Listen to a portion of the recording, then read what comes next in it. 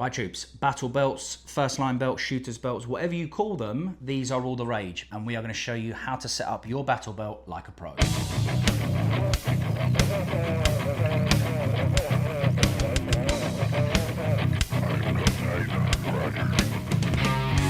Hello troops, welcome back to the channel. It's Dan from JBG Airsoft. If you haven't done so already, please go ahead and hit that subscribe button. It really does help. The whole point of this video is to give you guys at home or wherever you are some kind of ammunition, if you like, to make informed decisions, or what I consider informed decisions, okay, on how to set up a first line belt.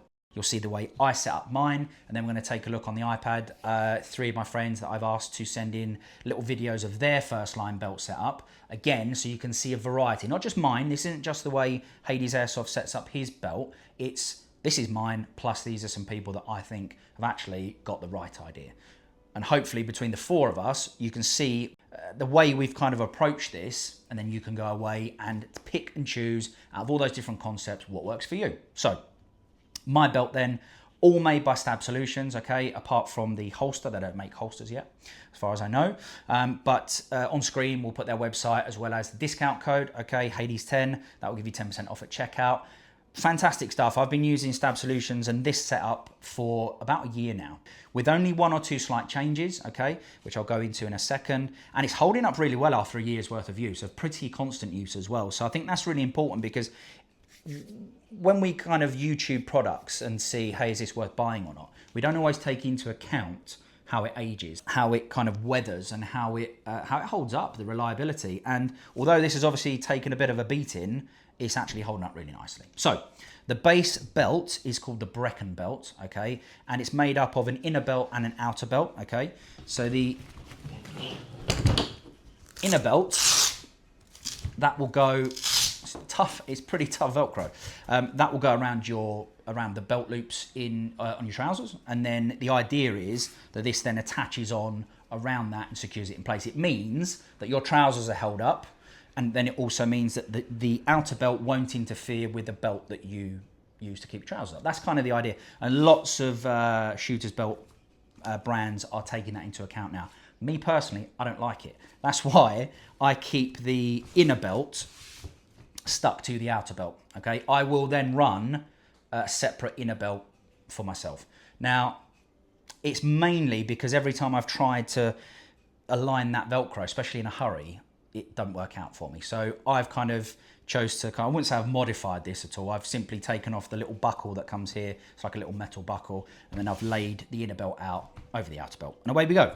The whole point of the Brecken belt is it's got this kind of, you can probably see there's like a black polymer running all the way through the belt. It's quite capable of holding up the weight of, say, 2 Tokyo Marui magazines. Look, that's actually, it's bending, but it's holding that weight up. The whole point of that is that it's flexible enough to move with your body, but it's rigid enough to keep everything in place around the waist, okay? So it doesn't ride up, it doesn't ride down, but it moves with your body. First up are the Silooms, okay, glow sticks. We've got an infrared one there, and there's a, I think that's a blue, I think that's a yellow. They're held in place. They've got this little hook here again, Stab Solutions, okay? And these kind of little abrasive, I don't know what the real term for them is. I'm going to call them like abrasive loops. And all you have to do is pull down sharply. That's useless now. You snap it and away you go. So that is the Siloom kind of hanger system. Okay, there you go, Carlos. So magazine pouches. These are called Rapid Rifle CQB magazine pouches, as opposed to Rapid Rifle magazine pouches, which are the full size ones. These are half size. And that gives you the ability, like, to grab hold of most of the main body of that magazine in a pinch, in a CQB environment, okay, in a gunfight, to withdraw that magazine, reload, emergency reload, I would assume, and away you go. Kydex retained, okay, really, really firm. Tokyo Marui magazines, which are heavy, firm clip in, they ain't going anywhere. Next up is a tourniquet holder, okay. It's as easy as that. The main presence here on the belt is the POFAC, okay, pull out first aid kit. It's a chunky boy, okay, it's a chunky pouch from Stab, but it fits loads in it. The whole idea, it fits my kind of everyday kind of first aid kit, which I kind of have to hand to a certain extent, all right, which would be like bandages, like little blister pads, alcohol wipes, burn gel, bandages, plasters. That's a real world kind of IFAC, the kind of injuries I'm expected to come across, you know, playing airsoft and milsim. You know, having the ability to stop catastrophic bleeding isn't, thankfully, something we need to worry about too much in the airsoft and the milsim world. It actually comes with these kind of like red kind of elastic retention bands in there that you can apply. I clearly haven't done that. When you are in a bit of a pinch, it doesn't all go flying everywhere. Okay, so the pull-out first aid kit holds quite a lot. Okay, moving on to the grenade pouch. Okay, so on the Stab website, this is a smoke grenade pouch, if I'm not mistaken. I like to use the Thunder grenade system. You'd fit a frag grenade in there, a real world frag grenade in there, no problem whatsoever, okay? So really, really like that pouch. Not much more to say. Before we get to the pistol itself, okay? I did check prior to filming, but hey, you know I'm being safe. We've got this elastic lanyard, and that goes directly onto the pistol. That's a €200 pistol. I don't want to lose it. I don't want to drop it. I don't want to damage it. So I use a retention clip. Last but not least, we've got some electrical tape. Again, held in place with one of these little abrasive loops. Not because it's to cut through that tape in any way. It's just, they're just handy. They're just good. Electrical tape, I will admit, the initial kind of motivation behind that on there was an aesthetic one, I'm not gonna lie, but it kind of felt like as soon as I'd applied it on there, I suddenly found myself in loads of situations where I needed a little bit of tape. So that is my first line belt setup. The kind of doctrine or kind of philosophy, if you want to call it that, of this setup is the 3 Bs. Bullets, bandages, and bangs. The bangs I've added on there myself. Let's trademark that, okay? That's another trademark that we need to lock in, okay? So bullets, bangs, and bandages. Bullets being the magazines and the pistol. You've got ammunition for your other weapon system, okay? A grenade, again, weapon system. And then we've got the bandages, okay? So depending on what we're doing, if it's real world or not, we've got tourniquets, we've got Celox gauze, we've got emergency care bandages, or as I showed you before, we've got like a little more practical real life first aid kit. Time now to check out what the guys have sent in. So we've got Charlie from JBG, Dan from Krios Photography, and JBG Airsoft. All right, we're gonna start off with Dan, because his one was very funny actually, and I think it's good to get that one in first and get you hooked in for the rest of the video. Remember troops, comments. I really want to see in the comments what you think of my belt setup. Tell me how you run your belt setup. Tell me what you think about the guys' belt setups that we're going to see now. Okay, so let's do it. Let's get amongst it and let's kick off with Dan from Krios Photography and his first line belt setups, because there's actually 2 of them. 2 different belt setups for 2 different jobs, or whatever I feel like using at the time.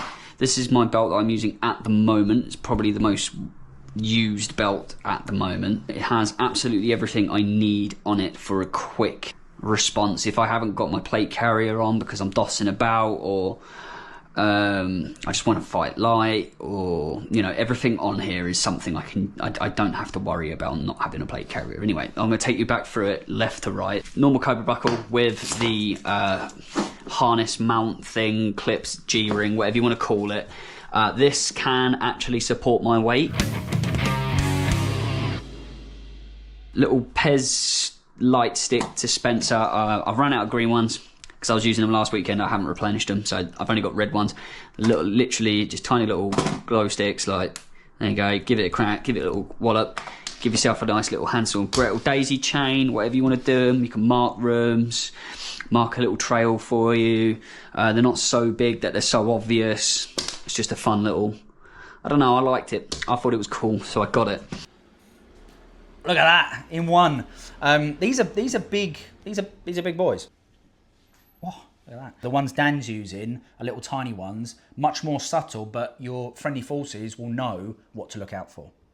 Double stack pistol mag pouch from Warrior Assault Systems. Again, it's got a little bit of a Kydex insert, so it keeps them mags from falling out. You have got a little flap to go over the top if you need. You'll notice I've got no pistol magazines on here. I have had that in the past. I have had pistol magazine pouches in the past, in the same way that I've had dump pouches on here in the past. Pew Tactical copy of the Just a Pouch from, I think it's Spiritus.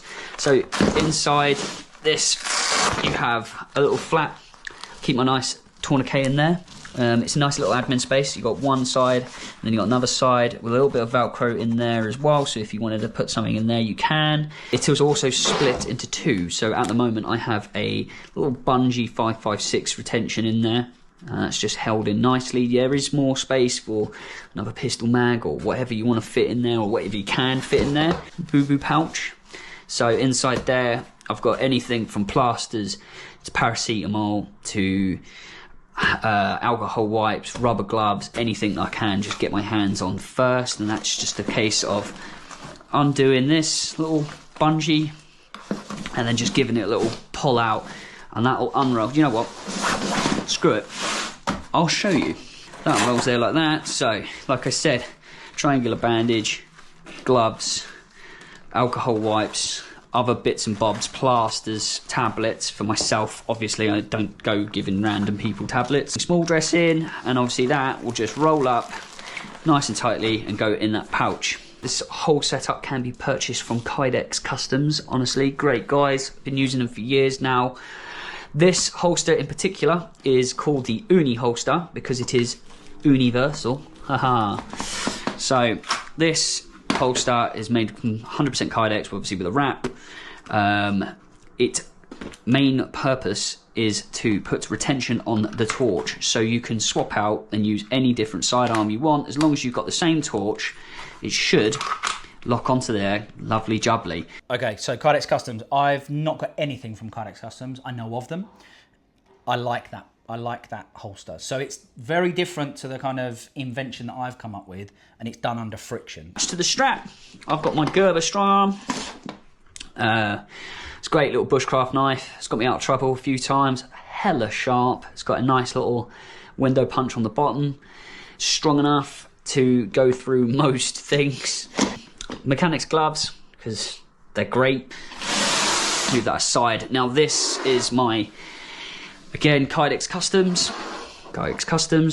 This is the updated version of the FRV belt. The main point of these is the Kydex holsters.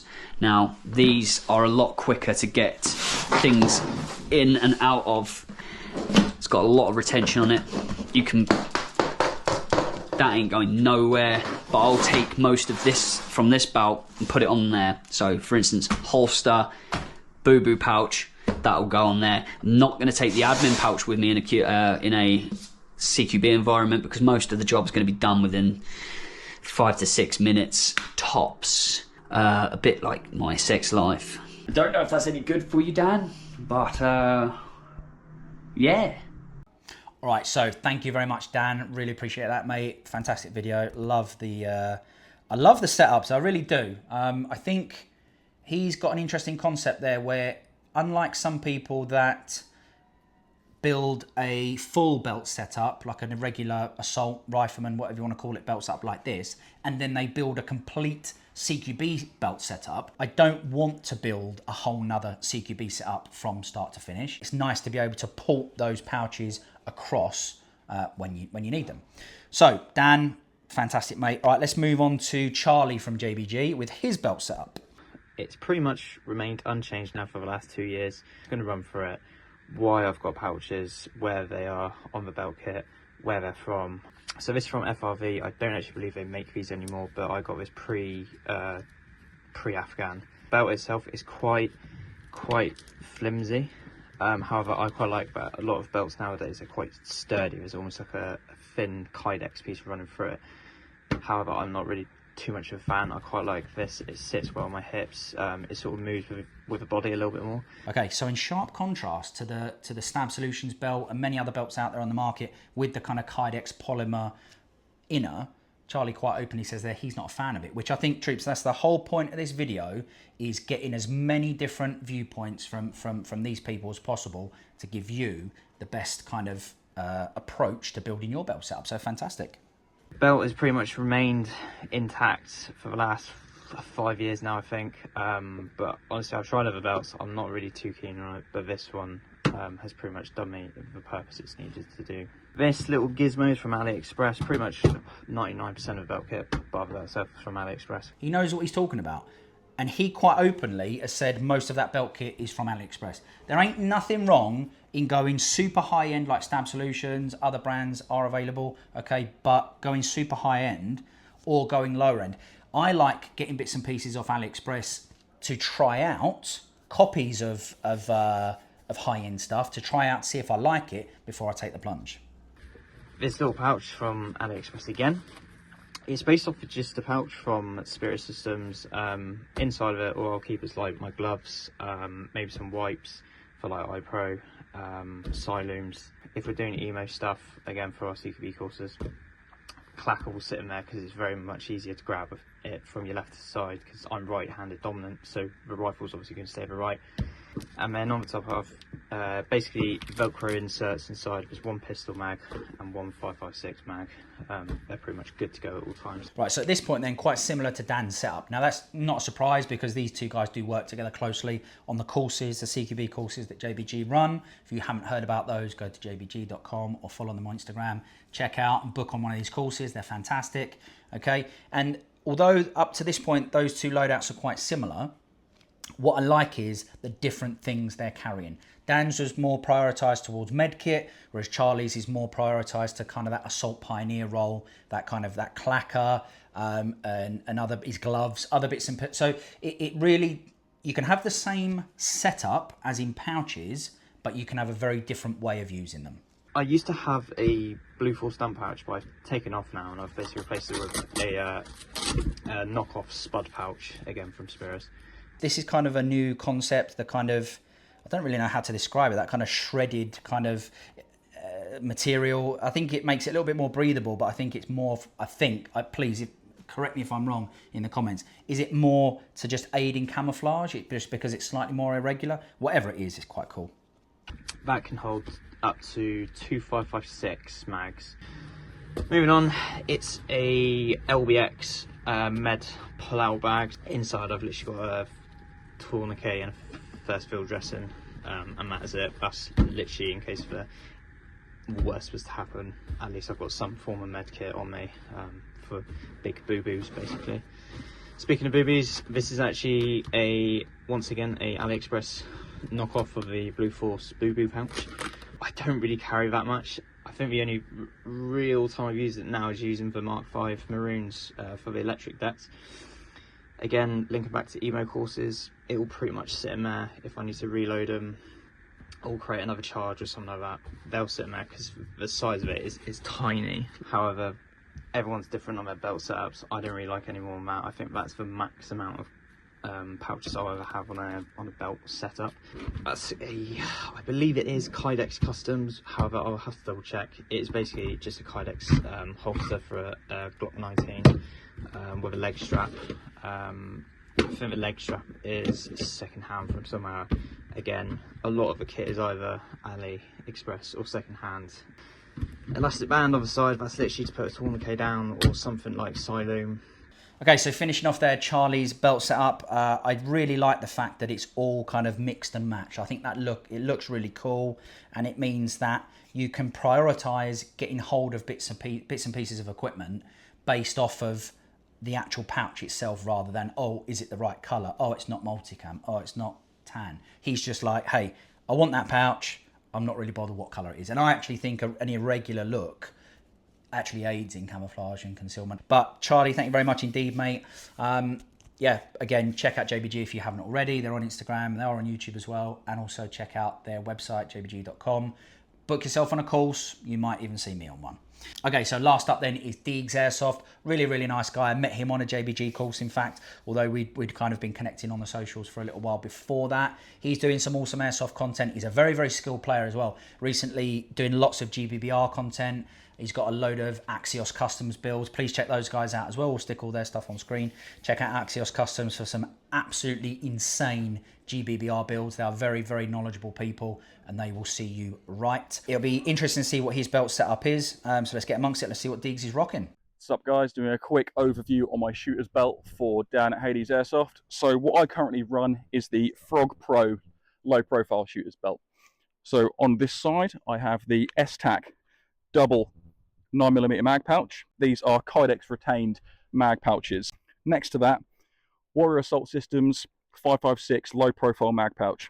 These are really good. They're not crazy expensive, and they will retain a GBBR mag very well. They're not going to fall out. Round from this, we have the Warrior Assault Systems foldable dump pouch. So this folds up into a small profile if you need it. When you want to deploy it flops out, metal ring on the top, so you can easily dump stuff in there without missing it. That dump pouch, two things. I really like the placement of it. That's where I used to place my dump pouch. So where the tourniquet holder is now is where I used to have my dump pouch, directly behind his magazine pouches, so that when you go down to drop the empty magazine, if you wanted to, on the upstroke, you could collect one of those magazines, withdraw one of those magazines, and introduce it into the weapon. So that I really like, and I really like the fact that it's got that kind of wire aperture, so that, like I said, you're not going to miss it, because these sorts of mag changes troops, you're doing it without even looking. You know, you really don't want to be wasting time looking for that dump pouch. Round from the back of my belt setup, there is a blank panel here. A lot of people do ask why I do leave this bit blank, but it is because when I'm down in a position laid back, or in a place where I've got to be there for a long period of time, I don't want anything digging into my back. I know a lot of people like to run an IFAK. I run my IFAK on my plate carrier personally. Deegs has said it, I'm not going to repeat it, but I remember when I met him on the last JBG course, and I was filming him, I think, and I looked at his belt kit and I was like, why has he got that blank space? And I just thought, well, there's probably a reason for it, but there equally might not be a reason for it. Another Warrior Assault Systems pouch, just a small utility pouch which I use for random medical supplies, maybe some pens, maybe a notepad, anything like that. But you will notice next to that, most people would have their holster here. See, I don't personally like my holster being up here. I don't like the draw on it from that position. I just don't think it's comfortable. I run the Black Hawk drop leg panel here. Now, I know a lot of people do not like a drop leg panel because a lot of the copies are terrible. They're not comfortable. They flop around. Black Hawk, I think, are the only company that have done it right. So on the back of this, it is just sticky. It just sticks to your kit. It's got some rubberized pieces on here and it doesn't move. You can run around, you can take a knee, that's not moving. And that will fit any of the Black Hawk Surfers. But you can run lots of different ones on there, but I much prefer a Black Hawk holster over a Kydex because I don't like a retention drawer.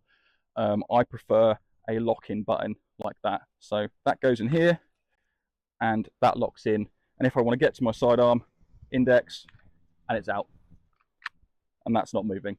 Okay, so I love the fact that his cat was just mooching about and then got out of shot pretty quick when that pistol clicked in the holster.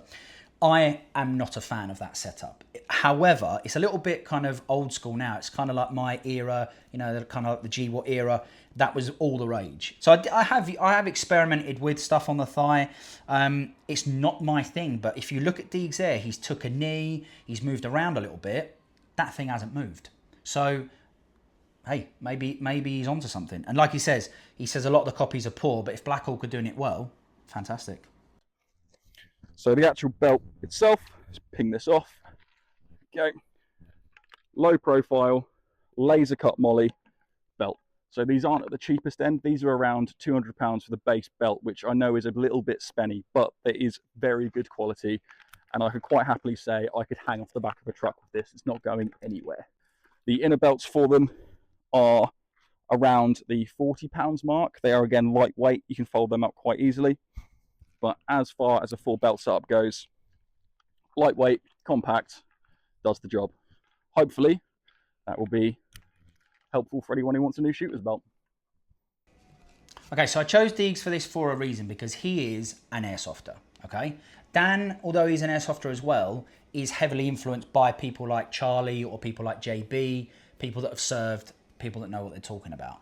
Deegs is an airsofter like many of you out there, and I wanted his opinion on it because it's a very different belt setup to mine, to Dan's, to Charlie's. And you can see there, he gave us a little bit of a demonstration. His movements, the muscle memory's there. Like I say, he's a very, very good player. So if you do see him out and about, I'd just sort of move away from him if I was you, because he will grill you. I like it. I think it's low profile. It's so tailored to his play style, which is what this is all about. And he's gone through an evolution with it, like I have, like other people have in the video. So yeah, thank you very much indeed, Deegs. Appreciate that submission. Troops, that's kind of where we're going to draw a line to a certain extent. I think you've now seen my belt setup, you've seen the other guy's belt setup. Let me know in the comments how that has influenced your belt setup, if it's made you think about how you're going to build a new belt setup or change an existing one. Remember to hit that subscribe button, hit that notifications button, okay? Troops, thank you very much indeed for watching. We'll see you next time on the channel.